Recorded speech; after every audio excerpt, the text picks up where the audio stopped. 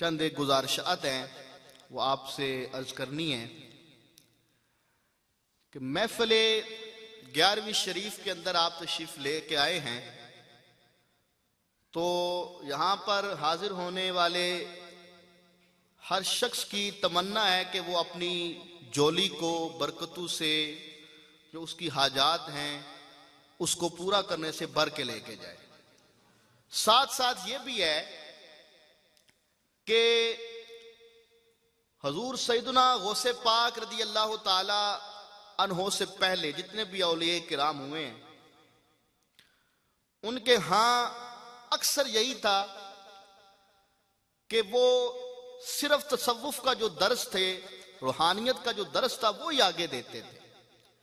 शरीयत के लिए उलमाए किराम की जो बारगाह थी, जो हाजिरी थी, वो लोग अलग से अटेंड करते थे, जाते थे, शरीयत के मसाइल मालूम करते थे। अब यहाँ ये मतलब नहीं है कि सूफिया जो है वो शरीयत के खिलाफ थे, वो भी शरीयत के मुताबिक ही उनका तर्ज अमल था, लेकिन बाकायदा तौर पर उलमा की बारगाह में जाके शरीयत का दर्स हासिल करना उनका ये हुक्म था और वो कहते थे कि जाए। लेकिन अल्लाह ताला ने हजूर सैयदना गौसे पाक रदी अल्लाह ताला अन्हो को ये शान अता फरमाई है कि आपकी बारगाह से शरीयत का भी दर्स मिलता है और तसव्वुफ का भी दर्स मिलता है, रूहानियत का भी दर्स मिलता है और शरीयत का भी दर्स मिलता है।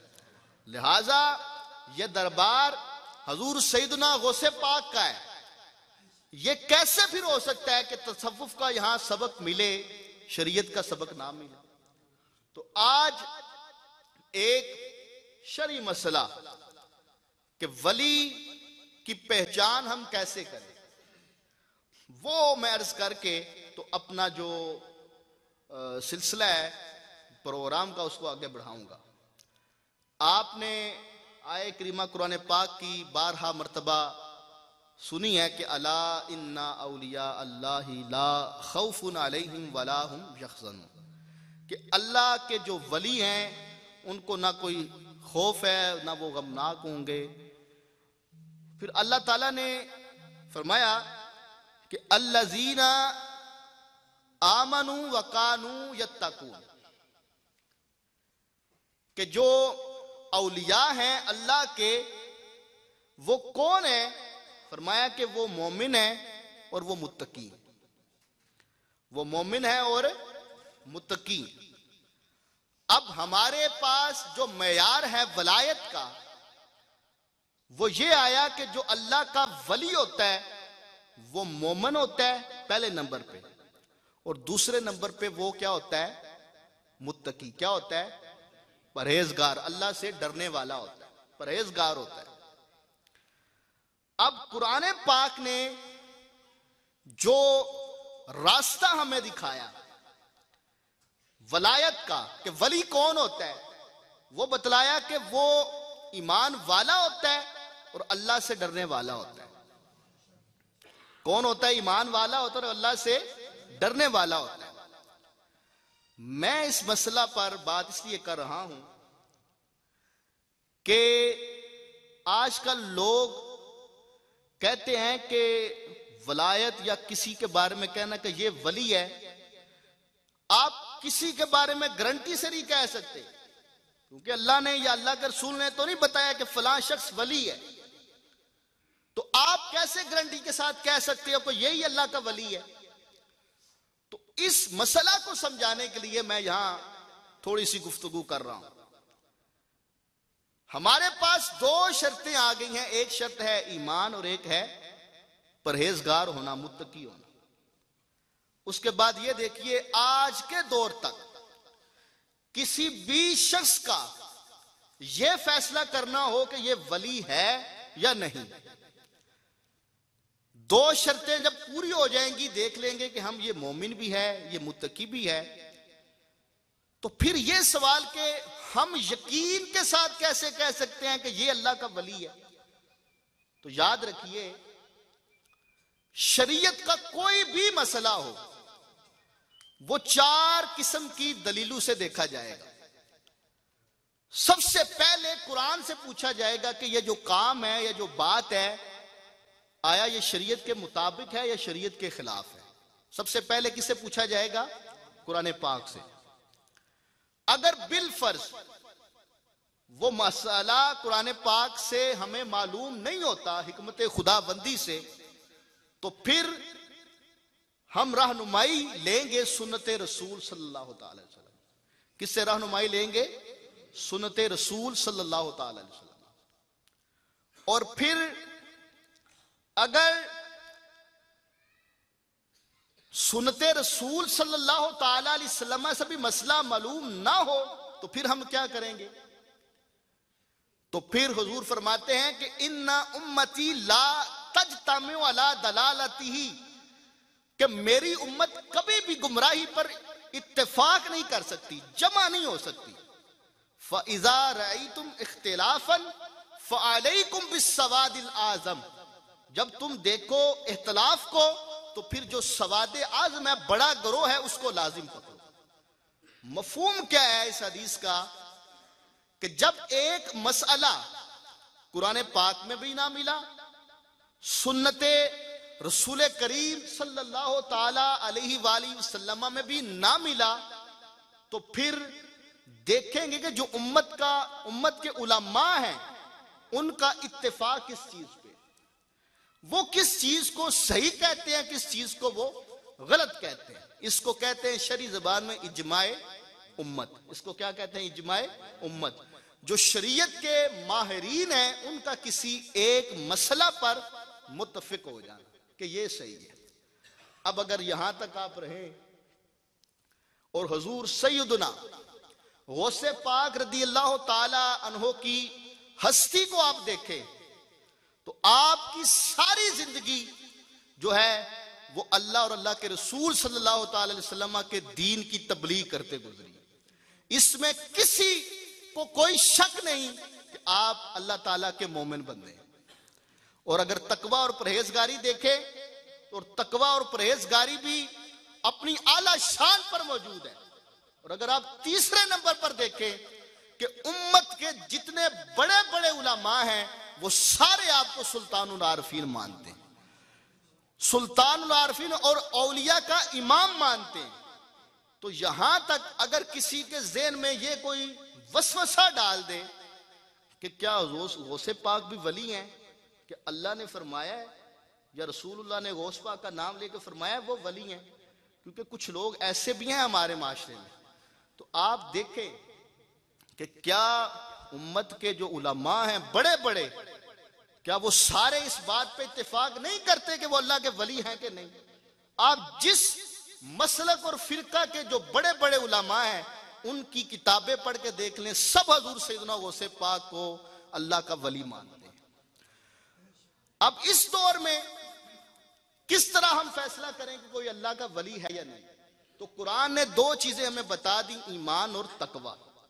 उसके बाद ये देखें हमारे पास शरीयत का मिजाज और तरीकाकार क्या है। चांद रमजान का देखना हो कि चांद निकला है या नहीं निकला, तो किस चीज पे फैसला होता है? लोगों से गवाहियां तलब की जाती है कि वो बंदा जिसने चांद निकलते देखा है वो गवाही दे कि हाँ मैंने देखा है। एक बंदा, दो बंदे, कसरत हो गई उन लोगों की जिनने देखा है कि इन बंदों ने देखा है कि चांद निकला है। ऐलान होता था कि रमजान शुरू हो गया, ऐलान हो जाता है कि रमजान शरीफ खत्म हो गया, अब सुबह ईद हो। तो एक शरीयत की तरफ से ये शरीयत के मिजाज को सामने रखते हुए चीज है कि अल्लाह ताला की मखलूक में से ऐसे लोग मौजूद होते हैं कि जिनके बारे में अल्लाह ताला उनके दिलों में डाल देता है, दिल गवाहियां देते हैं कि यार ये मोमन भी है, मुत्तकी भी है, और मेरा दिल गवाही देता है ये कि अल्लाह का वली, मेरा दिल गवाही देता है कि अल्लाह का वली। और दिल के कब गवाही देता है? जब वो अल्लाह के वली की बारगाह में बैठता है तो उसका चेहरा देख के अल्लाह याद आता है, अल्लाह का रसूल याद आता है, और जो वो दुआ कराता है अल्लाह के वली से वो पूरी होती है, तो उसका दिल गवाही देता है कि यही अल्लाह का वली। तो दरबारे कादरिया फाजिया बटाला शरीफ की ये शान है, नस्ल दर पर नस्ल कि अल्लाह ताला ने इस दरबार आलिया को यह शान अता की है, अपने प्यारे बंदे हजूर सैयदना गौसे पाक की इस नस्ल पाक में यह बरकत रखी है कि इस दरबार में जो शख्स भी आता है, दुआ कराता है, ये अल्लाह की बारगाह में दुआ करते हैं, अल्लाह ताला उसी वक्त उस बंदे की दुआ को, उसकी मुराद को पूरा फरमा देता है। ये सैयदुना फाज़लुद्दीन शाह रदी अल्लाह ताला अन्हु रिदवानुल्लाह ताला अलैह जो पहले सज्जादा नशीन और बानी है इस सिलसिला से, उस सिलसिला से लेकर आज 12वें सज्जादा नशीन हजरत सैयद साकिब मोइनुद्दीन कादरी दामत बरकातुहुल आलिया इनकी जात तक आप अपने मन से पूछें, अपने जमीर से पूछें, क्या आपने कई दुआएं इनको करने के लिए कहा तो अल्लाह ताला ने आपके काम किए या नहीं किए? आपके काम हुए हैं। जब आपके काम हुए हैं तो दिल भी गवाही देता है कि ये भी अल्लाह के वली हैं, ये भी अल्लाह के वली हैं। और कई लोग कहते हैं कि अपनियां मुकदियां नहीं तो लोकां दियां ना की मकानियां, अपनियां मुकदियां नहीं तो लोकां दियां ना की मकानियां। तो मैं अर्ज करता चलूं, याद रखो हजूर नबी करीम अलैहिस्सलाम की हदीस पाक है कि जो जितना अल्लाह के करीब होता है उस पर उतनी ज्यादा आजमाइशें आती हैं। आप हजूर नबी करीम अलैहिस्सलाम की जिंदगी पढ़े, हमारे ऊपर तो आजमाइश आती कोई नहीं। 3 साल तक मक्का मुकर्रमा में शेबे अबी तालिब की जो घाटी है, जो पहाड़ों एक घाटी, एक जगह का नाम है शेबे अबी तालिब, 3 साल आपका सोशल बाइकाट मक्का वालों ने किए रखा है, आपके कबीला वालों ने, खाना पीना लोगों से लेन देन खत्म। वो अल्लाह का महबूब, अल्लाह का प्यारा नबी 3 साल तक भूखे प्यासे आपने जिंदगी बसर की। लेकिन जो मिशन था कि अल्लाह एक है, उसके सिवा कोई माबूद नहीं, उससे नहीं हटे। तो अब आप क्या कहेंगे कि वो अल्लाह के महबूब नहीं थे? वो अल्लाह के महबूब नहीं थे। और दूसरे कई लोग कहते हैं कि हम यही मिसाल ले लें कि जी कबीले कुरैश वाले हैं, उधर वो कहते हैं अल्लाह नहीं है, हम किसी की तरफ भी नहीं है, हम दरमियान में हैं। तो याद रखिए आले सुन्नत का मिजाज जब भी इख्तिलाफ हो एक तरफ है। मसलन मौला अली मुश्किल कुशा शेर खुदा और हजरत सैयदना अमीर मुआविया के दरमियान जो जंग हुई, उसमें भी अहले सुन्नत का हमारा मिजाज यही है कि अली हक पर थे, अली हक पर थे।